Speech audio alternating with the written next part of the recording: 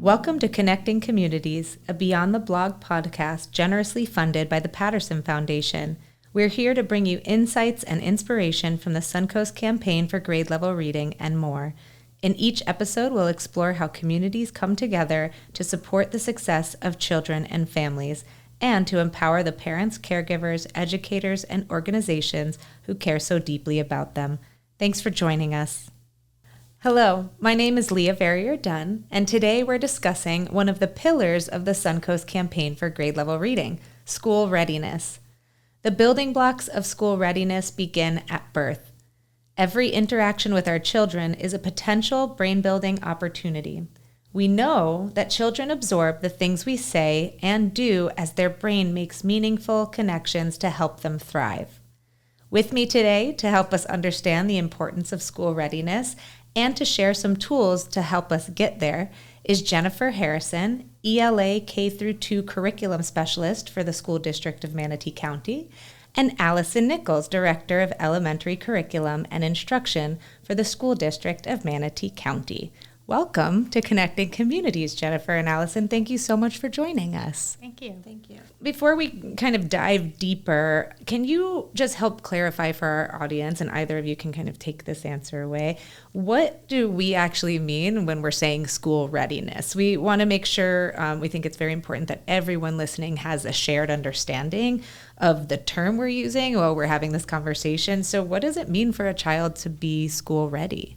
Coming into kindergarten, it's your things like being able to follow one-step directions at minimum, even maybe multi-step, right? We're looking at things like coming into kindergarten where they should be able to at least recognize their name, their letters in their name, hopefully maybe even be able to write their name. Hopefully they also are recognizing additional letters that go beyond their name, maybe some letter sounds. We want them to be able to come in with maybe some kind of a motivation for reading, some oral language skills. I'll let you add to that. They're social, they're emotional, they're behavioral, they're academic.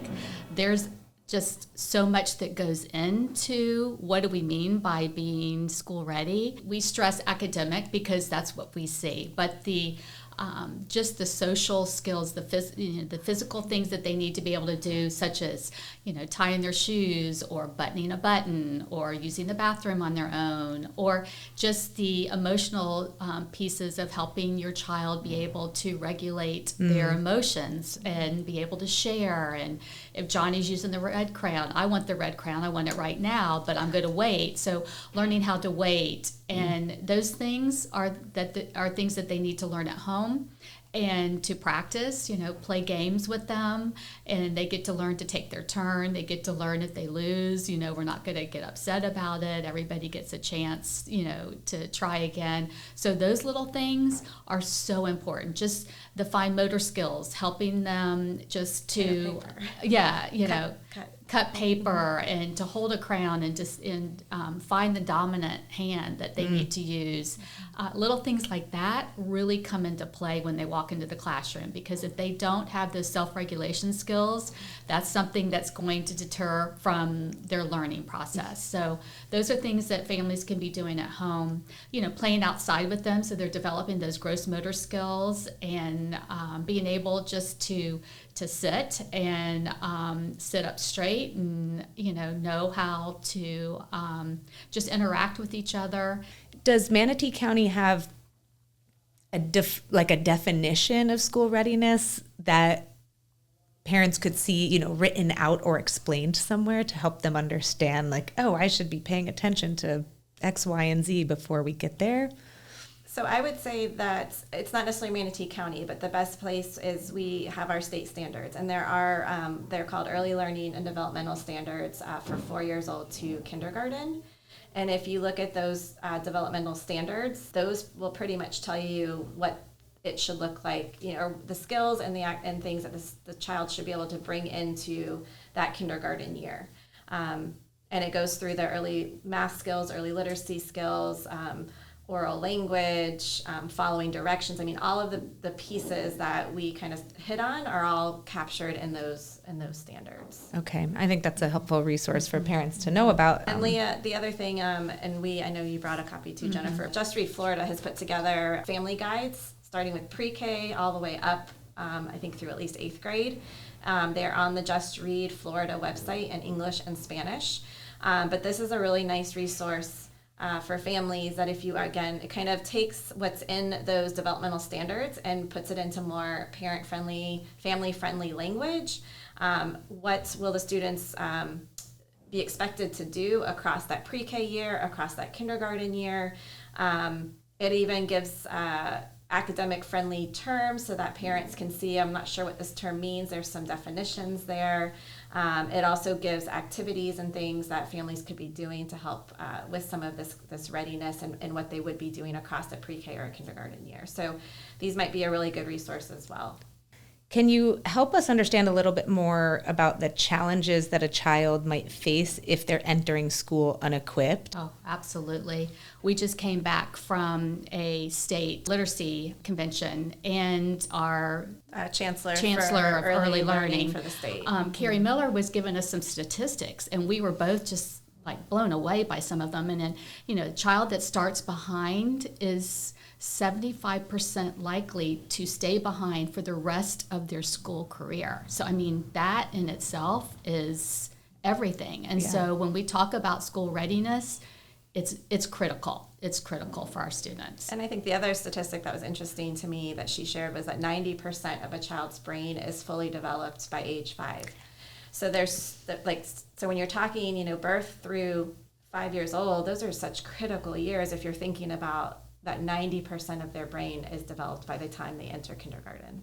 Those numbers are so staggering because I think a lot of general thought might be that the learning starts once school starts, and not realizing that at those as infant ages, from the day that they're born, the way we talk to them, just using language so that they can hear more words and reading to them regularly, all of those things contribute to the idea of school readiness. That kind of brings me to my next question.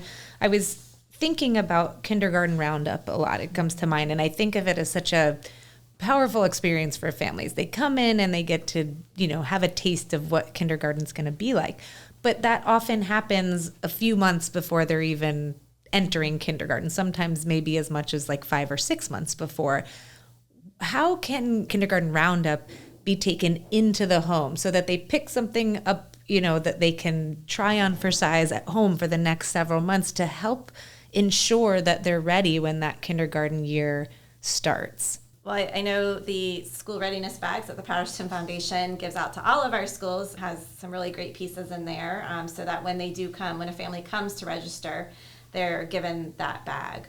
I know there's flashcards in there, activities and things that they can do at home, so that's one way that you can bring that into the home.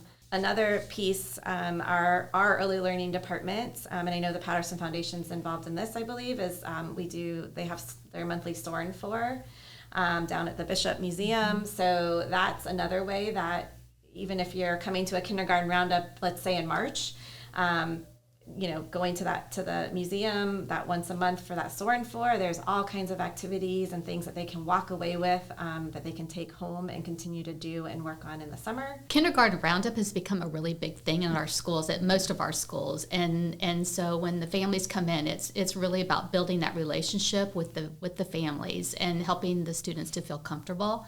And so when they come in, they'll have, family engagement night on that night where the future students can walk through the classroom and meet the teachers. And a lot of times what will happen is the kindergarten teachers will go ahead and start doing a little bit of an assessment on the students. So they get that leg up on who's coming into their classroom and what their needs are going to be. Kindergarten Roundup nights are just so informative for the parents. A lot of families will have specific time set aside for their ELL families that speaks, a second language, and so that they feel comfortable coming in and know exactly what they need for their child for that first day of school. So the Kindergarten Roundups are extremely important. I would push every parent to do everything they can to get to those.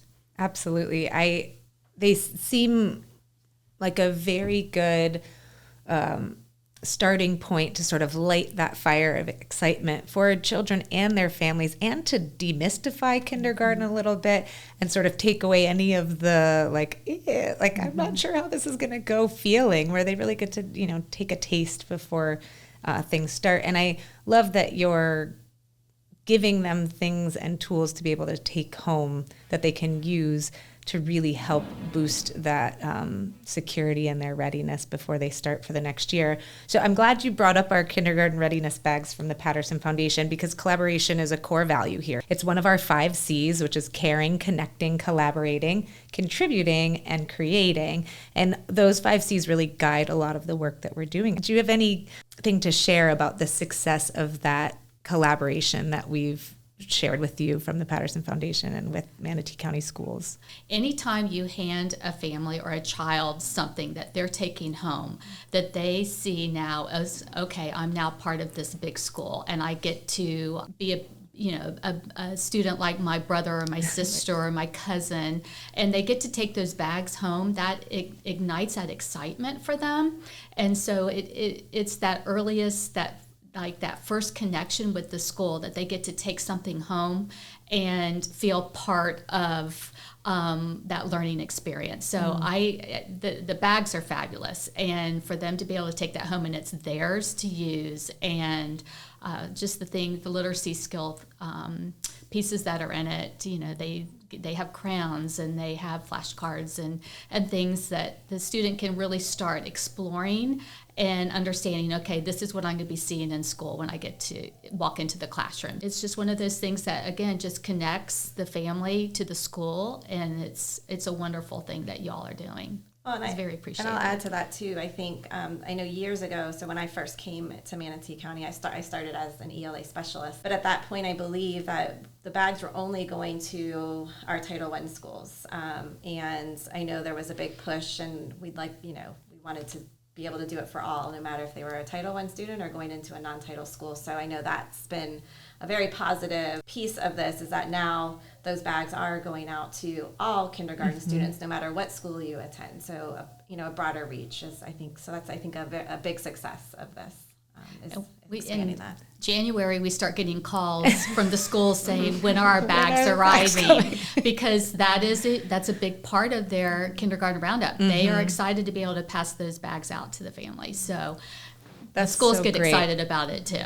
They look for them. I love that. I've heard some fun stories about schools doing like an entire scavenger hunt, and then at the end it's like the kid gets the bag, and that's been a really fun way to show children and families through the school and the different. So I know that schools and teachers are getting more creative every year with how they're using the bags. And you touched on something that I thought was interesting. You said that giving them that bag was sort of like an introduction to being part of that community.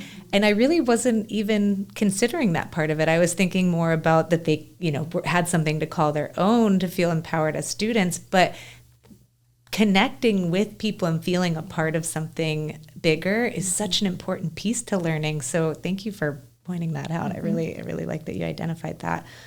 As we're speaking about collaboration, you mentioned SOAR and 4 already. I'm curious, who are the other helpers in our area, and how can our Suncoast families find them?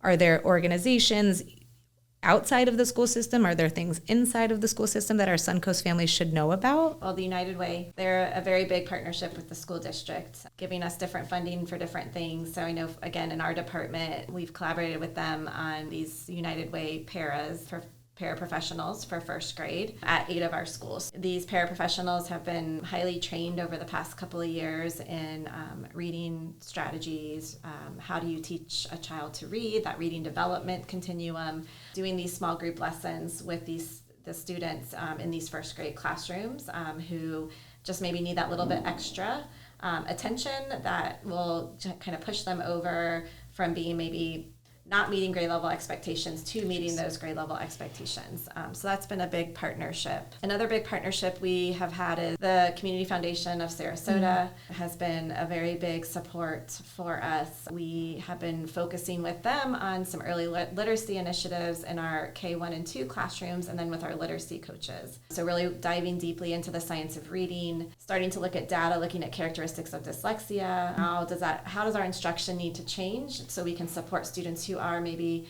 exhibiting those characteristics? I know through Patterson Foundation, we also have This Book is Cool. That's been going on for several years now and hitting a lot of our primary grades where the kids get those books as well. Our summer, getting to go to the restaurants and eat. Oh, that's right. With the Horns, dive into reading in the summer. So our Title I schools do a Title I camp every summer for our rising kindergartners, first graders, and second graders. So every summer, part of that experience is the students go to Anna Maria Oyster Bar, and there are volunteers there where they get to read a book with the volunteer. They also get to have I believe, a meal, and so they're also learning some of those social skills when you go out to a restaurant. How do I order? How do I behave in a restaurant?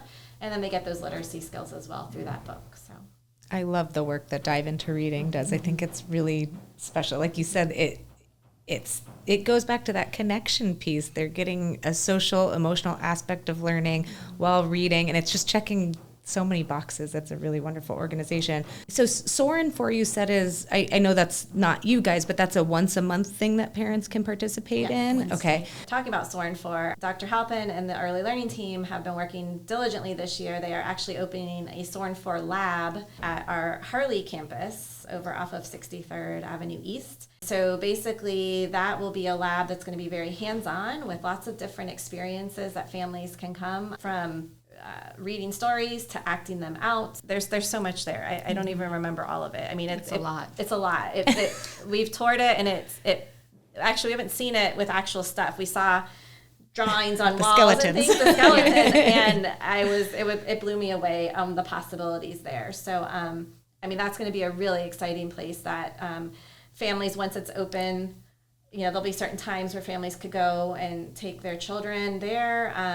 It's also a place that our schools could even take students on field trips. Wow. So it's just going to be a big hands-on, bringing in families, bringing in students, and just lots of really great stuff there. So I've been so excited to see that progression. I'm Yes. really thrilled to see it finally coming to fruition, and I can't wait for families to be able to benefit from that. I mean, I want to go. And they I wanna said go to play. fire, don't we? And now it's time for Big Picture, Small Steps. Jennifer and Alison, let's start with the big picture. One of the things that I find most inspiring about the Patterson Foundation is its commitment to creating lasting and meaningful impact in our community. What are your long-term aspirations when you're thinking about school readiness? What kind of impact do you hope to see? I mean, I can start because this has been a passion of mine for a really long time, but it's that we are going to reduce in our district our numbers of third grade retentions, that we are going to exit way more students, who are able to read on grade level, out of third grade. That retention and where they are reading on third grade impacts students or kids all the way up through high school. And so we want to try and reduce that. You add to that? It's similar.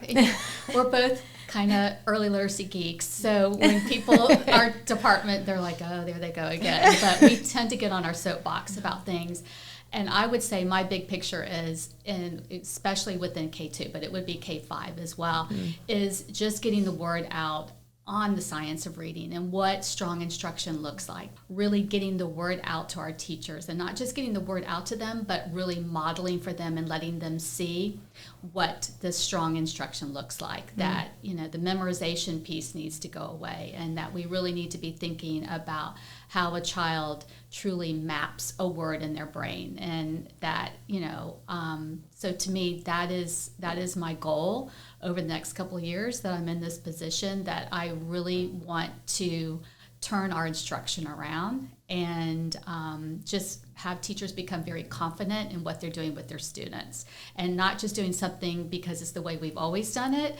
But I think those are really dangerous words, but really being open to what we're learning and what we know, and what we're learning can change, of course, across the years, but we know so much now. We've got to do better, and I want to see that happen. We're so lucky that we have science evidence now about how reading works and how the reading brain develops. So I really value that you're putting so much emphasis on helping the entire school ecosystem start to understand that. Because like we've discussed, we know that once that gap is there, it doesn't typically close. It gets bigger, especially if they hit that third grade marker and they're not on level yet. So it sounds like with your combined efforts that Manatee County Schools is in good hands with you two. So now we're going to go to our small steps. For the families listening, what are 2 or 3 simple things that they can do starting today to ensure that their children are school ready?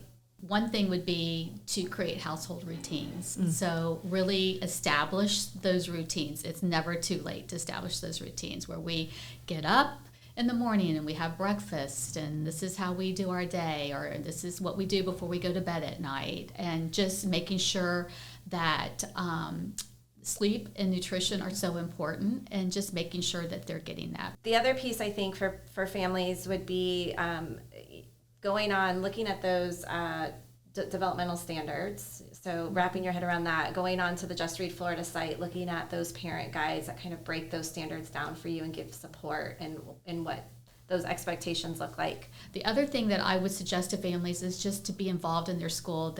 Our schools have family engagement nights. Go to every family engagement night, because on those nights they get tips from the teachers. Teachers will share little activities that they can do at home with their children.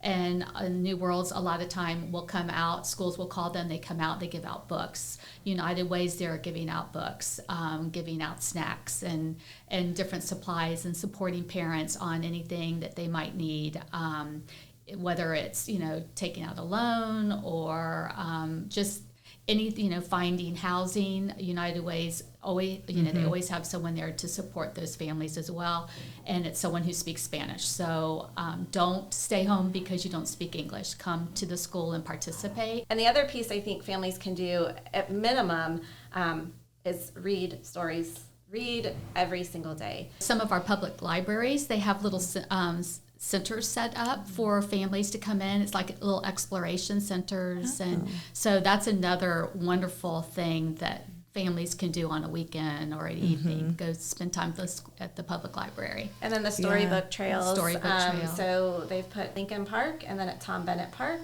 So it's a story that basically you get to walk down the trail, and the story kind of page by page, and then there are questions at each stop. So you read, you would come with your child, you read that page, and then there's a question or multiple questions there that you can ask and have that discussion with your child around that page. So great. It's beautiful. If you haven't seen it, the storybook trails are amazing. Really just, again, engaging. We talked earlier about that oral language piece being so critical. Those storybook trails are a great way to, number one, get out and get an experience, right? Because that's the other piece, is how can you give your children more experiences? Because the more experiences they have, they're building more of that background knowledge that they're bringing then into their school day. But then those storybook trails are really supporting families with building that oral language, because it's giving them those questions to discuss right there with their child. One other small step that I think has been just a wonderful resource that you all have put together is your Kindergarten Readiness checklist. And I love that it has the reading tips. It has little checklists that I can do this, that you have your academic side, I can count to 20, but you also have things like I can take turn, I can share. So just little things that parents can check to make sure that their child is really meeting some of these milestones, because sometimes as a first-time parent, you're not really sure what those milestones are. And so this is a great resource for them to pull and to be looking at and saying, oh yeah, my child is putting their things away and such. So thank you for that. It's awesome. That's a helpful reminder. Thank you. And what kid doesn't like checking off a checklist, Exactly. And their mom or dad can say, hey, check this here. Jennifer and Alison, thank you so much for being here today. I know our Suncoast families will value learning from all you've shared with us. It's always a very helpful reminder to learn about the helpers in our area and to be reminded that there's resources within reach. Thank you so much for having us. This has been great. We always enjoy sharing what we love, our early literacy in the school district. So thank you. Listeners, thank you for tuning in today. As you begin to wrap up your summer, consider finding ways to activate those brain-building opportunities you share with your child. A family that learns together grows together. To close, here's a thought about today's subject from a kid in our region. Connecting with kids. What do you think school readiness means? It means when you paint the walls, school bed. Connecting Communities is a Beyond the Blog podcast generously supported by the Patterson Foundation. To learn more about this podcast, the work of the Patterson Foundation, or the Suncoast Campaign for Grade Level Reading, please visit thepattersonfoundation.org and grade-level-reading suncoast.net. Thanks for listening.